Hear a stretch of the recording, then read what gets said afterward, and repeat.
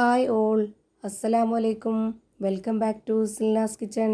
ഇന്നത്തെ റെസിപ്പി കപ്പ കൊണ്ട് ഒരു അടിപൊളി വെറൈറ്റി ടേസ്റ്റി ആയിട്ടുള്ള നല്ലൊരു ഡെസേർട്ടിൻ്റെ റെസിപ്പിയാണ്. എത്ര കഴിച്ചാലും മടുക്കാത്ത നല്ല അടിപൊളി ടേസ്റ്റി ആയിട്ടുള്ള ഒരു ഡെസേർട്ടാണ്. ഇനി വീട്ടിൽ കപ്പ കിട്ടുവാണെന്നുണ്ടെങ്കിൽ ഇതുപോലെ ഒന്ന് ചെയ്ത് നോക്കുക. എന്തായാലും എല്ലാവർക്കും ഇഷ്ടമാവും. അതുകൊണ്ട് തന്നെ വീഡിയോ സ്കിപ്പ് ചെയ്യാതെ മുഴുവനായിട്ടും കണ്ടേക്കണേ. റെസിപ്പിയിലോട്ട് കടക്കുന്നതിന് മുമ്പായി സിൽനാസ് കിച്ചൺ ചാനൽ ആദ്യമായിട്ട് കാണുന്നവരാണെങ്കിൽ പ്ലീസ് ഒന്ന് സബ്സ്ക്രൈബ് ചെയ്തേക്കണേ. ഒപ്പം തന്നെ ഈ വീഡിയോസ് നിങ്ങൾക്ക് ഇഷ്ടപ്പെടുകയാണെങ്കിൽ ഒരു ലൈക്ക് ചെയ്ത് ഷെയർ ചെയ്ത് സപ്പോർട്ട് ചെയ്യാനും മറക്കരുത്. ഇനി നമുക്ക് ഇതെങ്ങനെയാണ് തയ്യാറാക്കുന്നതെന്ന് നോക്കാം. അപ്പോൾ ആദ്യം തന്നെ ഞാനിവിടെ ഒരു കപ്പ എടുത്തിട്ടുണ്ട്. അതിൻ്റെ തൊലിയൊക്കെ കളഞ്ഞതിന് ശേഷം ഇതുപോലെ ചെറിയ ചെറിയ പീസാക്കിയിട്ട് കട്ട് ചെയ്തിട്ടെടുക്കാം. എന്നിട്ട് നമുക്ക് അതൊരു മിക്സിയുടെ ജാറിലേക്ക് മുഴുവനായിട്ടും ഇട്ട് കൊടുക്കണം. ഇനി ഇതിൽ നല്ലൊരു മണത്തിന് വേണ്ടി 2 ഏലക്ക ഇട്ട് കൊടുക്കാം.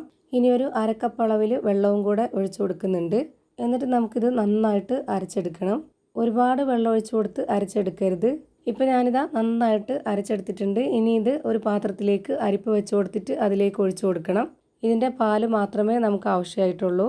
അരച്ചെടുത്ത മിക്സ് ഇതുപോലെ ഒഴിച്ചു കൊടുത്തതിന് ശേഷം മിക്സിയുടെ ജാറിൽ പറ്റിപ്പിടിച്ചിരിക്കുന്നതും കൂടെ ഇതിലേക്ക് ഒഴിച്ചെടുക്കാൻ വേണ്ടി ഒരു 1/4 കപ്പ് അളവിലും കൂടെ ഉള്ള വെള്ളം ഒഴിച്ചു കൊടുത്തതിന് ശേഷം ഇതിലേക്ക് ഒഴിച്ചു കൊടുക്കുക.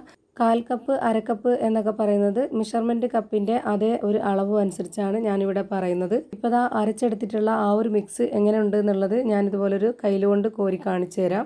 ഇനി നമുക്കിതൊന്ന് തയ്യാറാക്കി എടുക്കണം. അതിനായിട്ട് സ്റ്റവിലേക്ക് ഒരു പാൻ വെച്ച് കൊടുത്ത് ഫ്ലെയിം ഓൺ ആക്കി കൊടുത്തിട്ടുണ്ട്. ഇനി ഇതിലേക്ക് ഒരു കവറ് പാൽ ഒഴിച്ചു കൊടുക്കാം. ഒട്ടും തന്നെ വെള്ളം ചേർത്ത് കൊടുക്കരുത്. നല്ല കട്ടിയായിട്ടുള്ള പാലാണെന്നുണ്ടെങ്കിൽ മാത്രമേ നമ്മൾ ഉദ്ദേശിച്ച ആ ഒരു ടേസ്റ്റിലും പരുവത്തിലൊക്കെ കിട്ടുള്ളൂ. ഇനി നമുക്ക് ഇതിലേക്ക് നേരത്തെ അരിപ്പയിൽ അരിച്ചു വെച്ചിട്ടുള്ള ആ ഒരു കപ്പയുടെ പാലും കൂടെ ഇതിലേക്ക് ഒഴിച്ചു കൊടുക്കാം.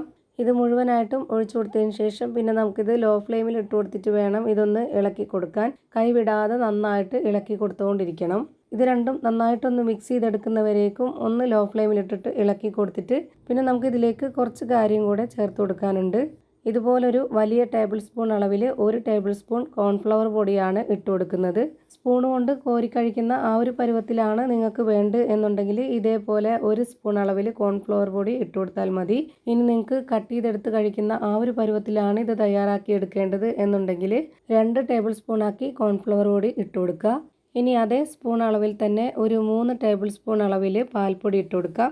പാൽപ്പൊടി സ്കിപ്പ് ചെയ്യരുത്, അതുകൂടി ഉണ്ടെങ്കിലാണ് നല്ല ടേസ്റ്റ് ആയിട്ട് കിട്ടുന്നത്. ഇനി ഇതിലേക്ക് ഓരോരുത്തർക്കും മധുരം എത്രയാണോ ഇഷ്ടം അതിനനുസരിച്ചുള്ള പഞ്ചസാര ഇട്ട് കൊടുക്കുക. ഞാനിവിടെ 4 ടേബിൾ സ്പൂൺ അളവിൽ പഞ്ചസാര ഇട്ട് കൊടുത്തിട്ടുണ്ട്. ഓരോരുത്തരുടെയും ഇഷ്ടത്തിനനുസരിച്ച് കൂട്ടിയും കുറച്ചൊക്കെ ചേർത്ത് കൊടുക്കാവുന്നതാണ്. ഇനി നമുക്കിതിലേക്ക് ആ ഒരു മധുരത്തിനെ ഒന്ന് ബാലൻസ് ചെയ്യാനായിട്ടുള്ള ഒരു നുള്ളു ഉപ്പും കൂടെ ഇട്ട് കൊടുത്തതിന് ശേഷം കൈവിടാതെ ഇത് നന്നായിട്ട് ഇളക്കി കൊടുത്തുകൊണ്ടിരിക്കുക. എത്ര സമയമാണോ ഇത് റെഡി ആവാനായിട്ട് എടുക്കുന്നത് അത്രയും സമയം വരെ ലോ ഫ്ലെയിമിൽ തന്നെ വെച്ചിരിക്കുക. എന്നാലാണ് നമ്മൾ ഉദ്ദേശിച്ച ആ ഒരു പരുവത്തിലും ടേസ്റ്റിലും ഇത് കിട്ടുള്ളൂ. ഇത് നന്നായിട്ട് കുറുകി വരുന്നവരേക്കും നമ്മൾ ഇതുപോലെ ഇളക്കി കൊടുത്തുകൊണ്ടിരിക്കണം. ഫ്ലെയിം കൂട്ടി വെച്ചിട്ട് ഇളക്കി കൊടുക്കാൻ നിന്നാൽ ആകെ നല്ലപോലെ കട്ടയായിട്ട് പോവും. അപ്പോൾ അങ്ങനെ വരാതിരിക്കാൻ വേണ്ടിയിട്ട് നമ്മൾ കറക്റ്റ് പരുവത്തിന് കിട്ടാൻ വേണ്ടി ഇതുപോലെ ലോ ഫ്ലെയിമിൽ ഇട്ട് കൊടുത്ത് തന്നെ ഇളക്കി കൊടുത്തുകൊണ്ടിരിക്കണം. എന്നിട്ട് നമുക്ക് ഇതുപോലെ നന്നായിട്ട് കുറുകി ഈ ഒരു പരുവത്തിലായിട്ട് കിട്ടുമ്പോൾ ഇതിൻ്റെ ഫ്ലെയിം ഓഫ് ചെയ്ത് കൊടുക്കണം. അപ്പോൾ ഞാനിതാ ഈ ഒരു സ്പാച്ചിൽ ഇതുപോലെ ഒന്ന് കോരി കാണിച്ചു തരാം. ഇതാണ് ഇതിൻ്റെ കറക്റ്റ് ആയിട്ടുള്ള പരുവം. ഇനി ഫ്ലെയിം ഓഫ് ചെയ്ത് കൊടുക്കാം. ഇനി നമുക്കിത് ചൂടോടെയോ അല്ലെങ്കിൽ ചൂടാറിയതിന് ശേഷമോ നമുക്ക് ഇഷ്ടമുള്ള അവൈലബിൾ ആയിട്ടുള്ള ഏത് പാത്രത്തിൽ വേണമെങ്കിലും ഒഴിച്ചു കൊടുത്ത് സെറ്റാക്കാവുന്നതാണ്. ഞാനിപ്പോൾ ഇത് പ്ലാസ്റ്റിക്കിൻ്റെ ഒരു പാത്രത്തിലാണ് ഒഴിച്ചു കൊടുക്കുന്നത്. ഈ ഒരു ഷേപ്പിൽ കിട്ടാൻ വേണ്ടിയിട്ടാണ്. അപ്പോൾ അതുകൊണ്ട് തന്നെ ഇതിൽ ഉരുകി പോവും. അങ്ങനെ വരാതിരിക്കാൻ വേണ്ടി നല്ലപോലെ ചൂടാറിയതിന് ശേഷമാണ് ഞാൻ ഇതിലേക്ക് ഒഴിച്ചു കൊടുത്തിട്ടുള്ളത്. ഇനി നമുക്കിത് ഫ്രീസറിലോ അല്ലാന്നുണ്ടെങ്കിൽ തൊട്ട് താഴെയോ വെച്ച് നമുക്കിത് തണുപ്പിച്ചെടുത്ത് കഴിക്കാവുന്നതാണ്. ഞാനിപ്പോൾ ഇതൊരു 2 മണിക്കൂർ നേരം ഫ്രീസറിൽ വെച്ചതിന് ശേഷമാണ് എടുത്തിട്ടുള്ളത്. ഇനി നമുക്ക് വേറൊരു പാത്രത്തിലേക്ക് മാറ്റിയതിന് ശേഷം നമ്മുടെ ഇഷ്ടത്തിനനുസരിച്ച് സ്പൂൺ കൊണ്ട് കോരി കഴിക്കാവുന്നതാണ്. നല്ല ടേസ്റ്റിയാണ്. വായിലിട്ടാൽ അലിഞ്ഞു പോകും എന്നൊക്കെ പറയുന്ന പോലത്തെ നല്ല ടേസ്റ്റി ആയിട്ടുള്ള നല്ല സോഫ്റ്റ് ആയിട്ടുള്ള അടിപൊളി ഡിസേർട്ടാണ്. ഈ ഒരു രീതിയിൽ നിങ്ങളും ചെയ്ത് നോക്കുക. എന്തായാലും നിങ്ങൾക്ക് എല്ലാവർക്കും ഇഷ്ടമാവും. അപ്പോൾ ഇത്രയേ ഉള്ളൂ ഇന്നത്തെ വീഡിയോ ഇഷ്ടമായാൽ ലൈക്ക് ചെയ്യാനും കമൻറ്റ് ചെയ്യാനും ഷെയർ ചെയ്യാനും മറക്കരുത്.